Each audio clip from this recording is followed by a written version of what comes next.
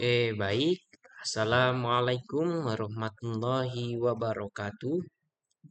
Perkenalkan, nama saya Muhammad Fahrizal Fakil Mawan dengan NIM 2023 11161. Jadi, pada kesempatan kali ini saya akan membuat video pada tugas sistem kontrol adaptif ini. Oke, jadi pembahasan pada video kali ini yaitu simulasi diagram blok sistem kontrol adaptif pada pengendalian suhu reaktor industri pada MATLAB. Oke, jadi nantinya kita akan membahas tentang simulasi diagram bloknya di Simulink yang ada pada MATLAB.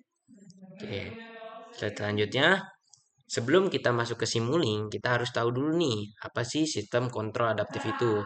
Atau yang biasa kita sebut dengan model reference adaptive control atau yang biasa kita singkat dengan MRAC ini.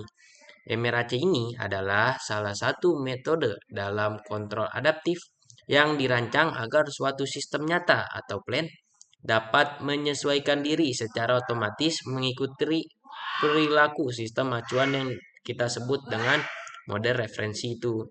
Oke, pada dasarnya MRAC ini bekerja dengan prinsip membandingkan keluaran sistem nyata dengan keluaran model referensi. Kemudian menggunakan selisih keduanya sebagai dasar untuk memperbarui parameter controller secara real time. Oke, dengan cara ini, meskipun karakteristik atau parameter plan berubah-ubah, sistem tetap mampu menghasilkan respons yang sesuai dengan karakteristik model referensi yang kita inginkan itu. Oke, slide selanjutnya kita akan membahas tentang latar belakang masalahnya. Jadi, kenapa saya membahas tentang pengendalian suhu reaktor pada dunia industri ini? Jadi, kurang lebih seperti ini. Pengendalian suhu pada reaktor industri sangat penting karena suhu mempengaruhi laju reaksi, kualitas produk, efisiensi energi, dan keselamatan proses. Namun, reaktor memiliki sifat nonlinear dan sering mengalami yang namanya ketidakpastian parameter serta gangguan eksternal, sehingga kontrol konvensional seperti PID kurang optimal bila kondisi berubah. Untuk mengatasi permasalahan tersebut, dikembangkanlah sistem kontrol adaptif, yaitu metode pengendalian yang mampu menyesuaikan parameter kontrolernya secara otomatis sesuai yang kondisi sistem yang berubah. Salah satu pendekatan yang banyak digunakan adalah model reference adaptive control atau MRAC ini, di mana sistem adaptif dirancang agar keluaran reaktor selalu mengikuti perilaku yang diinginkan dari sebuah model referensi. Dengan adanya mekanisme adaptasi ini, controller tidak hanya mampu menjaga kestabilan suhu, tetapi juga meningkatkan keandalan sistem, efisiensi energi, dan keamanan operasional reaktor. Oke, baik. Untuk slide selanjutnya, kita akan mensimulasikan diagram blok tersebut menggunakan MATLAB. Jadi bisa dilihat pada slide ini di mana simulasi pada diagram blok ini diawali dari sinyal set point. Nah, berupa masukan step yang berfungsi sebagai referensi yang harus diikuti oleh keluaran sistem. Nah, sinyal set point ini pertama kali masuk ke dalam yang namanya summing point untuk dibandingkan dengan sinyal umpan balik atau yang sering kita sebut dengan feedback yang berasal dari keluaran plan. Hasil perbandingan ini menghasilkan error, yaitu selisih antara nilai yang diinginkan dengan nilai keluaran atau nilai aktual.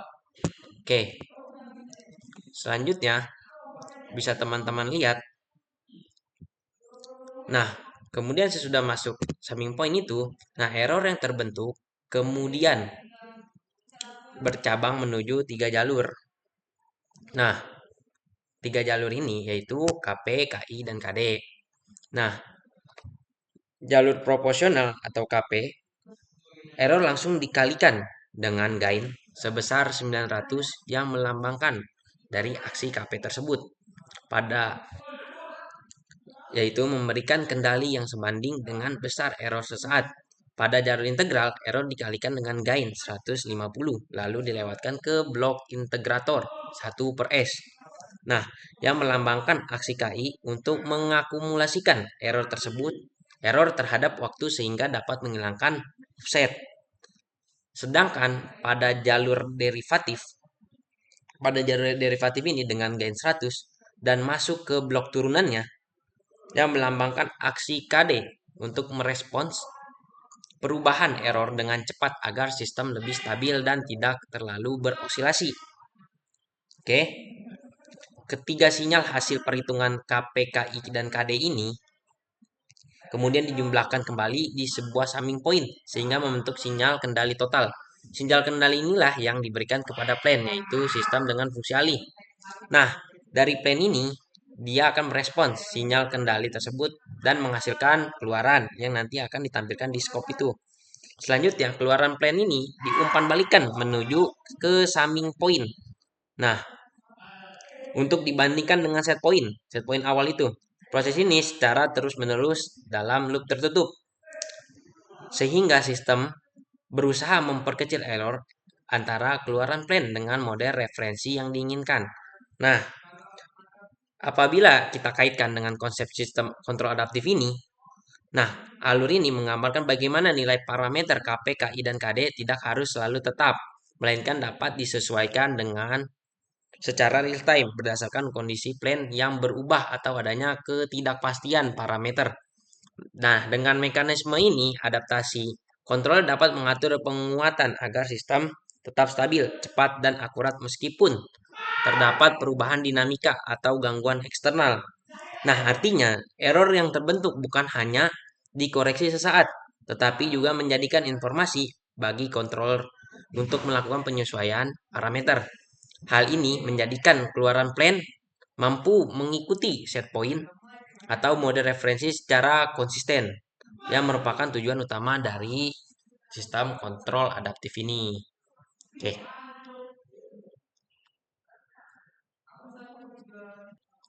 Oke, baik. Selanjutnya, ketika kita udah mensimulasikannya dengan Simulink, kita akan mendapatkan grafik. Nah, seperti yang teman-teman lihat di sini grafik respon sebelum diadaptasi. Grafik tersebut menunjukkan respon keluaran sistem terhadap masukan step ketika kontrol adaptif belum kita terapkan. Nah, garis kuning ini menggambarkan set point sebesar 10. Sedangkan garis biru merupakan output sistem. Dari hasil respon terlihat bahwa ketika input diberikan sekitar detik kedua, keluaran sistem langsung naik tetapi mengalami yang namanya overshoot yang cukup besar, bahkan mencapai nilai hampir 2 kali lipat dari si set point-nya. Nah, setelah overshoot, sistem tidak langsung stabil, melainkan berosilasi beberapa kali di sekitar nilai referensi. Osilasi ini menunjukkan adanya error dinamis yang cukup besar akibat karakteristik plan dan parameter kontrol yang belum optimal. Meskipun pada akhirnya respon perlahan mereda dan mendekati nilai referensi. Waktu yang dibutuhkan cukup lama dan kestabilan sistem baru tercapai setelah beberapa detik. Nah, kondisi ini menggambarkan bahwa ketika kontrol adaptif belum digunakan, parameter dari kontrol P, kontrol I, dan kontrol D itu bersifat tetap dan tidak mampu menyesuaikan diri dengan dinamika plan. Akibatnya, respon sistem ditandai dengan overshoot tinggi, osilasi yang cukup lama, serta waktu settling yang relatif besar. Dalam konteks kontrol adaptif, grafik ini menjadi dasar pembanding karena setelah adaptasi diterapkan, sistem diharapkan dapat mengurangi overshoot, dapat mempercepat settling time dan menghasilkan tracking yang lebih halus serta mendekati set point dengan error yang minimal. Oke, selanjutnya di slide selanjutnya ini adalah respon sesudah diadaptasi. Bisa teman-teman lihat. Nah, garis kuning ini merupakan set point dengan nilai 10. Sedangkan garis biru adalah output sistemnya. Saat sinyal step diberikan sekitar detik kedua seperti yang sebelumnya, nah keluaran sistem langsung naik dengan cepat menuju nilai referensi. Berbeda dengan grafik sebelumnya. Nah, kali ini tidak terlihat overshoot yang signifikan. Osilasi juga hampir tidak ada dan sistem langsung stabil mengikuti set point. Respon ini menandakan bahwa kontrol adaptif berhasil menyesuaikan parameter kendali secara real time. Sehingga keluaran plan mampu mengikuti set point dengan error yang sangat kecil. Waktu yang dibutuhkan pun untuk mencapai kestabilan juga jauh lebih singkat dibandingkan sebelum adaptasi. dibandingkan sebelum dengan adaptasi ini. Nah, menunjukkan peningkatan performa dari sisi settling time-nya. Dalam konteks kontrol adaptif, hasil ini membuktikan bahwa mekanisme adaptasi mampu menurunkan error serta efektif menjaga kestabilan dan memperbaiki kualitas respon meskipun plan memiliki ketidakpastian parameter. Dengan demikian, sistem tidak hanya mencapai target tetapi juga mampu menjaga keandalan kinerjanya terhadap perubahan kondisi maupun gangguan eksternal nantinya. Oke, di sini pada slide selanjutnya yaitu adanya kesimpulan atau conclusion. Nah, berdasarkan hasil simulasi diagram blok MRAC menggunakan MATLAB atau Simulink ini, dapat disimpulkan bahwa metode kontrol adaptif ini mampu membuat keluaran plan mengikuti keluaran model referensi secara efektif meskipun terdapat ketidakpastian parameter pada sistem. Jadi yang seperti saya sudah bilang bahwa di sistem kontrol adaptif ini mampu dia eh, merubah ketidakpastian parameter tersebut. Proses adaptasi parameter controller yang dilakukan secara real time berhasil menurunkan error antara output sistem dengan mode referensinya, sehingga sistem tetap stabil dan respon yang dihasilkan sesuai dengan kriteria yang diinginkan. Selain itu, MRAC menunjukkan keunggulan dalam menghadapi perubahan kondisi dinamis maupun gangguan eksternal tanpa perlu melakukan penyesuaian ulang parameter secara manual. Hal ini membuktikan bahwa pendekatan kontrol adaptif berbasis model referensi sangat cocok diterapkan pada sistem dengan ketidakpastian tinggi karena mampu meningkatkan ketepatan tracking, memperbaiki kualitas dari transien, serta menjaga kinerja sistem dalam waktu yang cukup panjang. Dengan demikian, penggunaan MRAC dapat menjadi solusi efektif dalam perencanaan sistem kontrol modern yang membutuhkan fleksibilitas dan keandalan tinggi. Oke, baik. Mungkin segitu saja presentasi video dari saya. Mungkin jika terdapat kesalahan mohon dimaafkan. Saya akhiri, wabillahi taufik walhidayah. Wassalamualaikum warahmatullahi wabarakatuh.